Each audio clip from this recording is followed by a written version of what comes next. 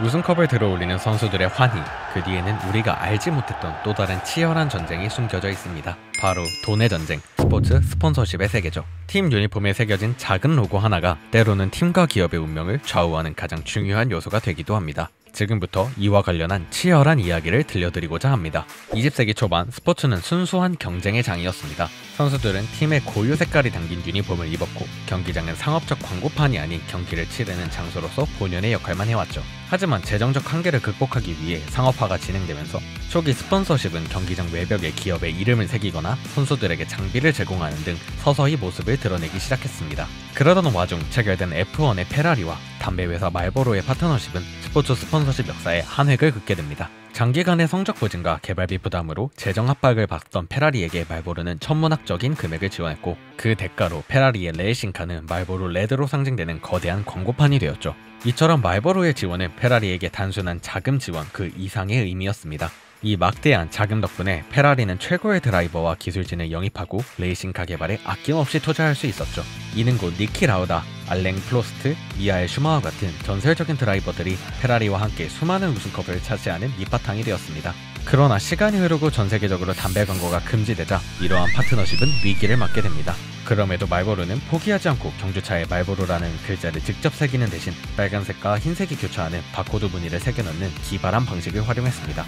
이는 잠재의식 속에 브랜드를 각인시키는 서브리미널 광고 기법으로 담배 광고 금지 규제를 교묘하게 회피했다는 점에서 논란을 불러일으키기도 했지만 페라리와 말보로의 관계가 얼마나 끈끈했는지를 보여주는 상징이 되었습니다. 결국 이 파트너십은 무려 24년 가까이 이어지며 F1 역사상 가장 길고 성공적인 스폰서십으로 기록되었습니다. 이 덕분에 페라리는 재정적 안정과 함께 전성기를 누릴 수 있었고 말보로는 F1이라는 거대한 무대를 통해 전세계적인 브랜드 인지도를 확보할 수 있었죠. 이처럼 페라리와 말보로의 관계는 스폰서십이 단순히 돈을 주고받는 관계를 넘어 팀의 정체성과 역사를 함께 만들어갈 수 있음을 증명한 전설적인 사례로 남아 있습니다. 이렇듯 말보로와 페라리의 사례가 팀의 뿌리를 튼튼하게 만드는 장기적인 투자였다면 2000년대 중반에 체결된 맨체스터 유나이티드와 거대보험사 AIG의 계약은 스폰서십이 당장의 우승을 위해 핵심 무기가 될 수 있음을 보여줬습니다. 당시 프리미어리그는 러시아 석유 부자 로만 아브라모비치가 엄청난 자금을 바탕으로 첼시를 인수하고 투자를 진행하며 자금 경쟁에 서막을 알렸죠. 맨체스터 유나이티드 역시 경쟁팀들의 거침없는 투자에 위협을 느꼈고 바로 이때 맨유는 거대보험사 AIG와 당시 프리미어리그 역사상 최고액인 4년간 약 5,650만 파운드라는 파격적인 유니폼 스폰서 계약을 맺습니다.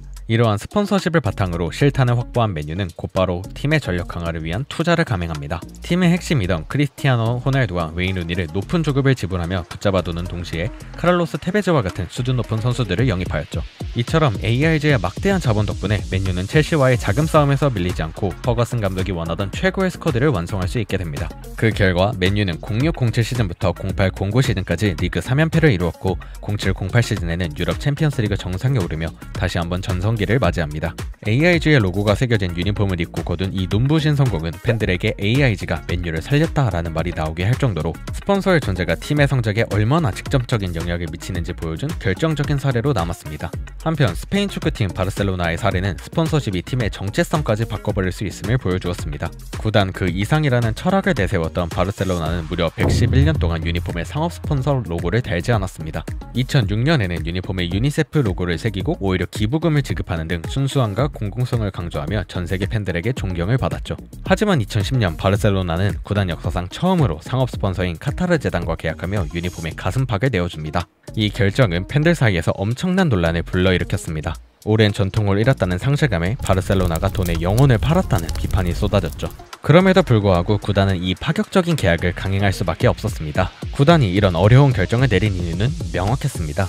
당시 막대한 자금력으로 선수 영입 경쟁이 격화되는 상황에서 리오넬 메시와 같은 팀의 핵심 선수들의 높은 주급을 감당하고 팀의 경쟁력을 유지하기 위한 어쩔 수 없는 선택인 것이죠. 결국 스폰서의 자금이 없었다면 구단의 오랜 전통은 지켰을지 몰라도 팬들이 사랑하는 팀의 레전드들을 지키기는 어려웠을 것입니다. 결국 바르셀로나는 전통이라는 오랜 가치를 희생하는 대신 스폰서의 막대한 자금으로 황금기를 이어갈 수 있게 되었습니다. 하지만 스폰서의 존재가 늘 팀의 미래를 보장하는 것은 아닙니다. 거대 자본의 유입이 팀의 성공을 이끌었던 것처럼 그 자금이 사라지면 팀은 곧바로 재정난에 허덕이게 되죠. 갑작스러운 수입원 상실은 선수들의 주급을 감당하기 어렵게 만들고 결국 핵심 선수들을 이적 시장에 내놓아야 하는 상황으로 이어졌습니다. 팬들의 열광적인 응원만으로는 팀의 재정을 지탱할 수 없는 냉혹한 현실이죠. 이처럼 스폰서는 단순한 돈줄이 아니라 팀의 생존과 미래를 결정하는 가장 중요한 변수라는 것을 보여줍니다. 그리고 이러한 막대한 영향력 때문에 스폰서십의 세계는 기업들 간의 치열한 전쟁터이기도 합니다. 특히 스포츠 시장을 양분하는 나이키와 아디다스는 최고의 선수와 팀을 자사의 아이콘으로 만들기 위해 끝없는 경쟁을 펼치고 있죠. 이들의 경쟁은 단순한 광고 계약을 넘어 스포츠 스타들의 몸값을 천정부지로 끌어올리는 핵심적인 원인이 되었습니다. 가장 대표적인 사례가 메시와 호날두입니다. 두 기업은 이 두 선수가 가진 상징성과 영향력을 차지하기 위해 경쟁적으로 천문학적인 금액의 후원 계약을 제시했습니다. 한쪽이 선수에게 수백억 원 규모의 계약을 제안하면 다른 한쪽은 그 이상의 금액과 평생 계약이라는 파격적인 조건을 내걸며 맞섰죠. 이처럼 두 기업의 치열한 스타 쟁탈전은 스포츠 스타들의 가치를 경쟁적으로 끌어올리는 결과를 낳았습니다. 나이키와 아디다스는 단순히 제품 판매를 넘어 선수 개인이 상징하는 가치를 소유하려 합니다. 호날두의 불굴의 의지, 메시의 천재성이 곧 나이키와 아디다스라는 브랜드의 정체성이 되는 것이죠. 이처럼 스폰서십은 기업의 이미지와 직결되는 것이기에 그들은 스포츠 스타 한 명을 영입하기 위해 상상 이상의 비용을 기꺼이 지불하는 것입니다. 하지만 거대한 자본을 투자한 기업이 예상치 못한 위험에 빠지는 어두운 그림자도 존재하죠. 거액을 후원한 선수가 사회적 물의를 일으킨다면 스폰서 기업들은 순식간에 난처한 딜레마에 빠지게 됩니다. 계약 해지라는 칼을 빼들자니 막대한 손해가 예상되고 그렇다고 가만히 있자니 기업 이미지에 치명적인 타격을 입게 되는 것이죠. 이 딜레마를 가장 극명하게 보여준 사례가 바로 타이거 우즈와 랜스 암스트롱입니다. 한때 골프의 황제였던 타이거 우즈는 나이키의 가장 중요한 얼굴이었습니다. 하지만 2009년 불륜 스캔들이 터지자 대부분의 스폰서들은 그를 외면하고 계약을 해지했습니다. 막대한 후원금을 포기하면서까지 브랜드 이미지 훼손을 막으려 한 것이죠. 반면 나이키는 달랐습니다. 그들은 우주와의 관계를 유지했고 결국 우주가 제기했을 때 의리를 지킨 스폰서라는 이미지를 얻으며 큰 이득을 보았습니다. 사이클 영웅 랜스 암스트롱의 사례는 더 비극적입니다. 암스트롱은 7년 연속 투르 드 프랑스 우승이라는 신화를 쓰며 그의 불굴의 정신은 나이키의 저스트 두 잇 캠페인과 완벽하게 맞아떨어졌습니다. 하지만 그가 금지 약물 복용 사실을 시인하자 상황은 반전되었죠.